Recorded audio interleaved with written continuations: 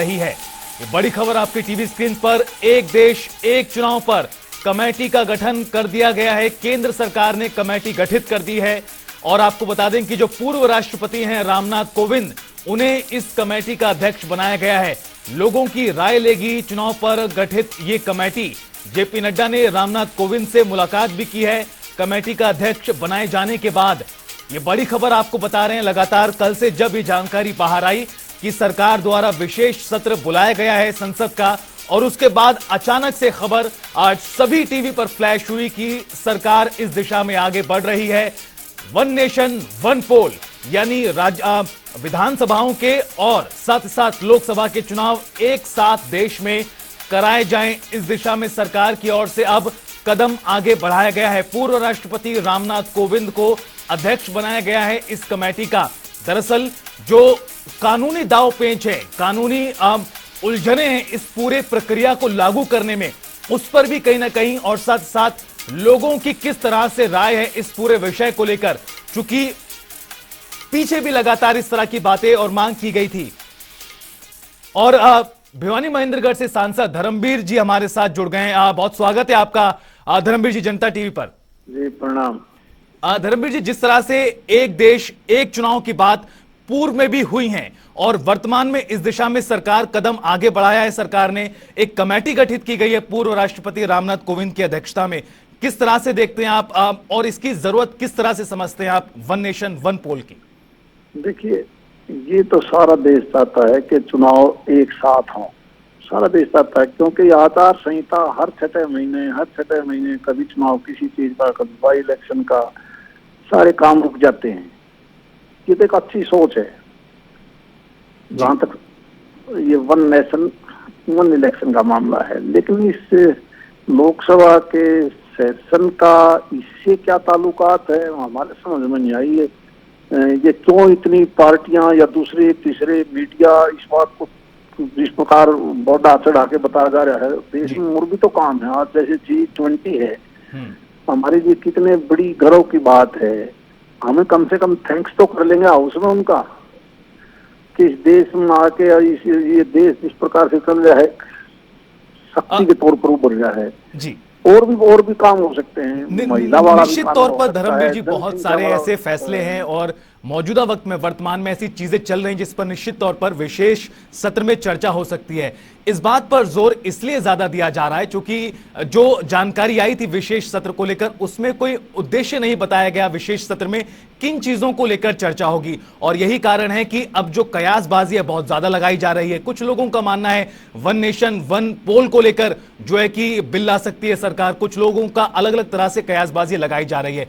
इस पर आगे ना बढ़ते हुए आपको लगता है कि अब कहीं ना कहीं जरूरत है इसकी, और जो आने वाला विशेष सत्र इसमें किस तरह से और महत्वपूर्ण चीजों पर चर्चा हो सकती है? मैं मानता हूँ बहुत सी एजेंडे ऐसे हैं जो अब से पहले हो जाने चाहिए थे जी। जैसे जनसंख्या कंट्रोल। हमारा देश का दुर्भाग्य यही है कि हमारी इतनी भारी पॉपुलेशन है, वरना तो हम कभी से जिस रफ्तार से अब हमारा देश आगे बढ़ रहा है, अगर जनसंख्या हमारी कंट्रोल हो जाए तो इस प्रकार का बिल, इस प्रकार की सोच सभी पार्टियों की होनी चाहिए। महिलाओं का रिजर्वेशन की बात जब भी आती है तो हम कहते हैं इस प्रकार के बिल की बात चर्चा हो।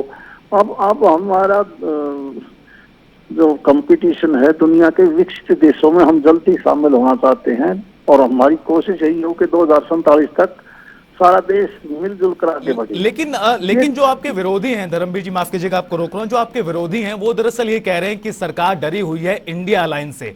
उनका साफ तौर पर कहना है ये कहीं ना कहीं बौखलाहट है सरकार की, और एक तरह से जल्दी चुनाव देश में कराए जा सकते हैं, उसकी सुबुगाहट दिखाई दे रही है। अचानक से सत्र बुला दिया गया और ट्विटर से जानकारी मिलती है।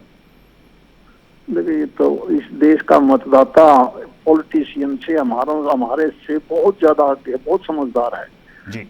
जो मतदाता फैसला लेता है उसके बारे में हम सोच भी नहीं सकते, और यहाँ का मतदाता हमसे स्टेज पर कुछ भी बोल लें वो सुनता है, लेकिन करता मन की है। चुनाव कब होंगे, कैसे होंगे, फैसला तो जनता ने देना है। उनके काम अच्छे लगेंगे तो उनको वोट मिल जाएंगे, हमारे काम अच्छे लगेंगे तो हमारे को मिलेंगे। अब उनके बारे में कोई और ज्यादा मैं कहना नहीं चाहता, जी। क्योंकि कोई एक पार्टी तो है नहीं, पता नहीं कितनी पार्टी।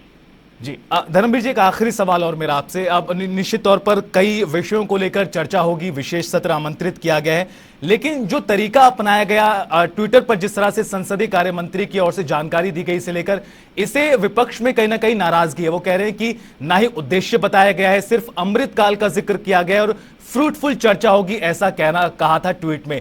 उनका कहना है कि उद्देश्य नहीं बताया गया है अभी तक, क्यों आखिरकार इसकी जरूरत पड़ रही है इस विशेष सत्र की? अरे आजकल तो आईटी का जमाना है, सारा देश ट्वीट करने लग गया, हम मोबाइल पर भी सारा काम कर रहे हैं। अगर वो मैसेज दूसरी प्रकार देते तो वो अच्छा, और ट्वीट कर दिया तो उनको पसंद नहीं आया। पता नहीं कौन सी दुनिया की बात विषय नहीं बताया गया, क्या उद्देश्य है, किन चीजों को लेकर चर्चा होगी, कौन से बिल लाए थोड़ा जा सकते हैं? थोड़ा आप और हम सब और वो सारे साथी थोड़ा सा इंतजार करिए, एजेंडा आ जाएगा। जी एक जाते जाते सर, आपको लगता है कि जो विशेष सत्र बुलाया गया इससे जो जनता के हित में कहीं ना कहीं चर्चा होगी, देश के विकास को और गति मिलेगी? देखिए, जब भी कोई हाउस बुलाता है, क्योंकि पिछली कोविड के बाद से जब से हम देखते हैं बहुत सारा सेशन, दोनों तीनों सेशन इस नारेबाजी में निकल गया, जिसकी वजह से लोग अच्छा नहीं मान के चल रहे थे।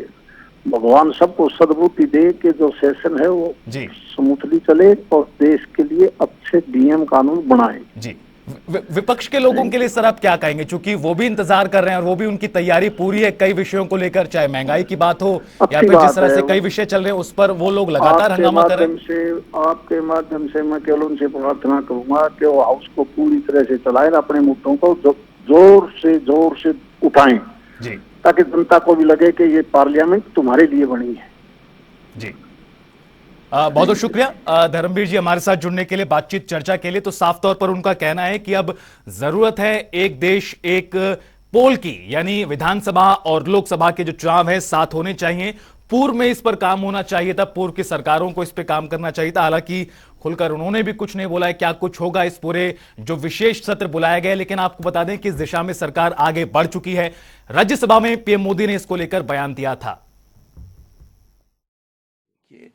इन हलफनामों का, एफिडेविट का कोई मतलब नहीं है।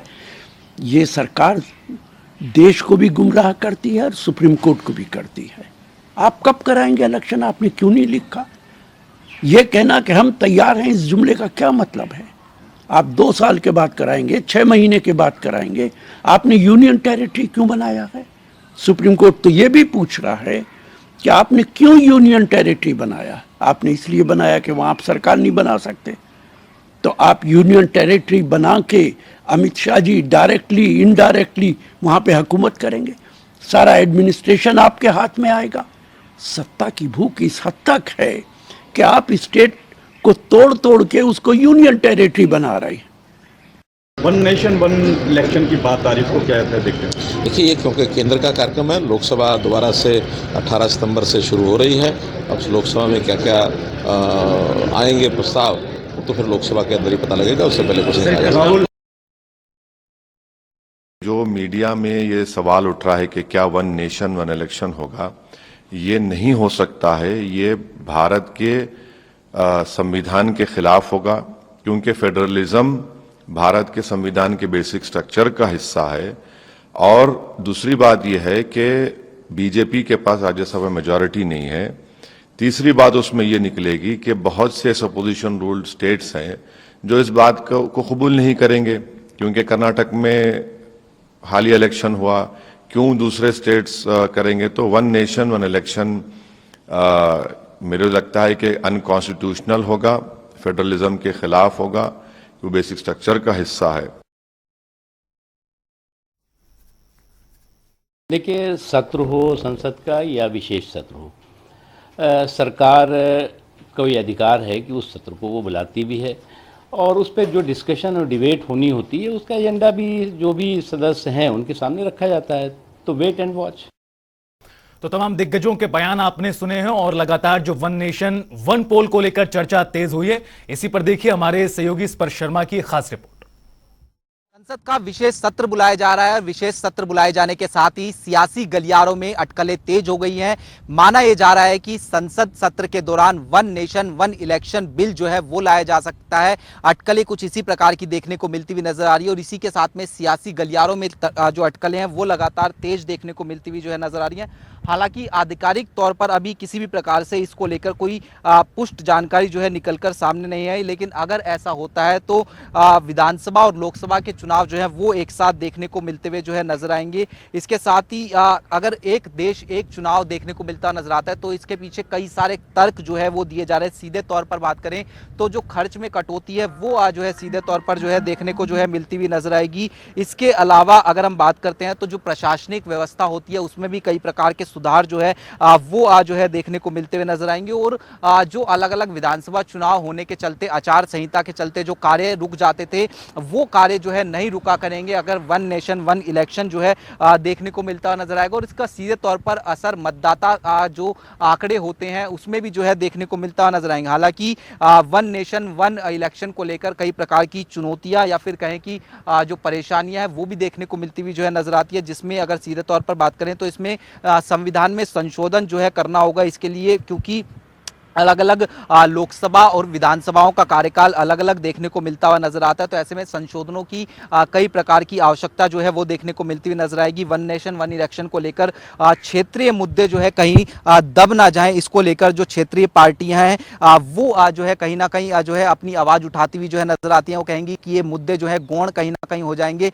लेकिन अभी अगर हम बात करते हैं जो सूत्रों के हवाले से जानकारी है वो ये कि एक कमेटी जो है वन नेशन वन इलेक्शन को लेकर जो है बनाई जा रही है और उसका अध्यक्षता रामनाथ कोविंद जो है वो देश के पूर्व राष्ट्रपति करते हुए नजर आएंगे। और वो सीधे तौर पर बात करें तो ये चुनौतियां किस तरह की वन नेशन वन इलेक्शन को लेकर होती हुई नजर आ सकती हैं, किस प्रकार की रायशुमारी जो है की जा सकती है उसको लेकर जो है होती हुई नजर आएगी। और उसके साथ साथ अगर हम बात करते हैं वन नेशन वन इलेक्शन को लेकर जहां तक विपक्षी दलों की बात करें तो विपक्षी दल जो है अभी जो है खुलकर कहीं ना कहीं जो है इसका तो विरोध भी करते हुए जो है नजर आ रहे हैं। सीधे तौर पर इंडिया गठबंधन से इसको जो है कहीं ना कहीं जोड़ा गया। उन्होंने कहा कि इंडिया गठबंधन की चूंकि बैठक चलती हुई नजर आ रही थी और उसी खबर को कहीं ना कहीं जो है डाउन करने के लिए इस प्रकार की जो खबर है जिसमें पार्लियामेंट के स्पेशल सेशन की बात करें वो जो है लाई गई। उसके साथ साथ एक देश एक चुनाव को लेकर विपक्षी दलों का यह कहना है कि कहीं ना कहीं एक संविधान पर प्रहार करने की कोशिश जो है वो भी सीधे तौर पर यहाँ पर जो है वो देखने को मिलती हुई नजर आ रही है। ऐसे में आने वाला जो सत्र है मॉनसून सेशन का उसमें विपक्षी दलों का कहना है कि वो जैसे पिछले सत्र के दौरान जो है जेपीसी की मांग जो है उठाते हुए नजर आए थे उसी तरीके से जो है आने वाले सत्र में भी वो जेपीसी की मांग जो है उठाते हुए नजर आएंगे। और उसके साथ साथ क्या वाकई वन नेशन वन इलेक्शन जो है इस आने वाले सत्र में जो है देखने को मिलता हुआ नजर आएगा महत्वपूर्ण रहेगा। और किस तरह की रूपरेखा वन नेशन वन इलेक्शन को लेकर जो है देखने को मिलती हुई नजर आएगी, इसी को लेकर सभी अभी जो है निगाहें टिकाए बैठे हुए नजर आ रहे हैं। कैमरामैन चंचल गुप्ता के साथ स्पर्श शर्मा, जनता टीवी, दिल्ली। तो विशेष सत्र बुलाया गया है और उसमें कई चीजों को लेकर चर्चा होगी, कई बिल पेश किए जा सकते हैं जिस तरह से जानकारी और चर्चा चल रही है, लेकिन इस पर लगातार विपक्ष के नेता हमलावर हैं।